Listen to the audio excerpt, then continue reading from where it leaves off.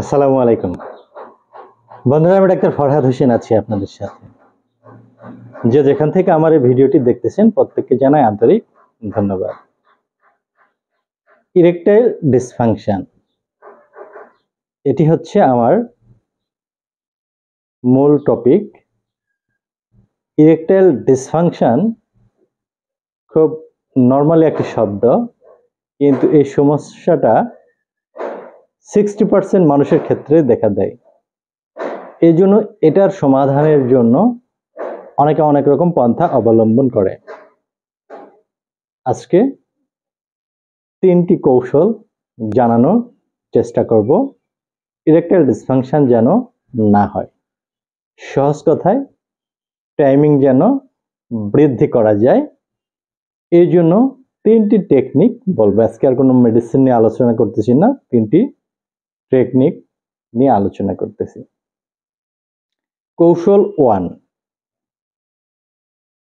এটি হচ্ছে most important.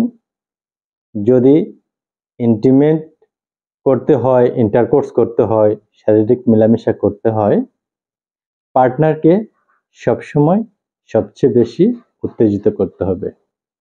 অর্ধাঙ্গীকে শৃঙ্গাল করতে হবে, তাকে চরম পুলকিত করতে হবে এবং চরমভাবে যখন স্ত্রী বা পার্টনার উত্তেজিত হবে তখনই ছেলেদের যেমন কামরস হয়, প্রস্টেট ফ্লুইড, মেয়েদের এক ধরনের কামরস হয়।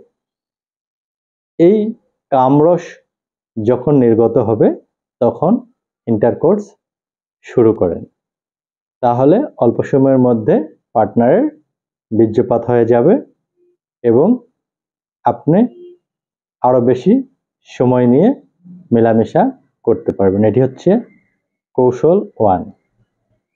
কৌশল 2, খাবারের রুটিনের সাথে গুরুত্বপূর্ণ একটি খাবার অ্যাড করবেন, কাঁচা রসুন।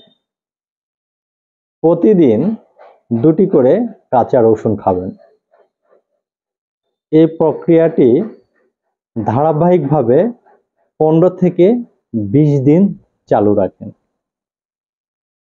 এরপরে যদি সঙ্গিনীর সাথে ফিজিক্যাল রিলেশনে যান, অবশ্যই টাইমিং বৃদ্ধি পাবে। এর কারণ হচ্ছে ইতিমধ্যে আপনার বীর্য এবং বীর্যের ঘনত্ব বৃদ্ধি পেয়েছে।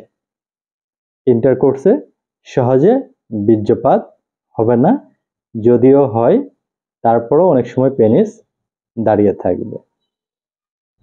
নাম্বার 3 নম্বর কৌশল, যদি আপনার পার্টনারের সাথে সেক্স শুরু করেন, হঠাৎ করে মনে হচ্ছে যে আপনার বীর্যপাত হতে পারে, সেই অবস্থায় প্রয়োজনে পুশ অফ করেন। সেই অবস্থায় নিজেকে নিয়ন্ত্রণ করেন, এক কথায় স্টপ ওয়াচের মতো থেমে যান।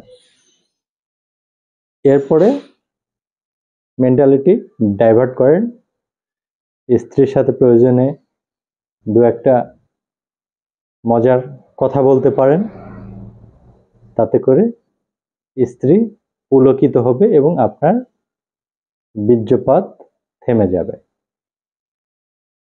এরপর যখন আপনার মনে হবে যে নিজেকে নিয়ন্ত্রণ করতে পেরেছেন, পুনরায় ইন্টারকোর্স পুশ শুরু করতে পারেন।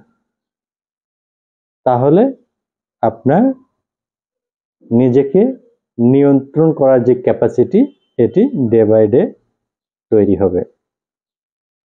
এই 3টি কৌশল আপনারা অ্যাপ্লাই করতে থাকুন। আরো 3টি কৌশল আছে, পরবর্তী ভিডিওতে সেই 3টি কৌশল আপনাদেরকে জানানোর চেষ্টা করব। সে পর্যন্ত ভালো থাকবেন, সাথে থাকবেন doctor Farhad Hossain Facebook page এবং ইউটিউব চ্যানেলের। আজকে এ পর্যন্তই। আল্লাহ হাফেজ।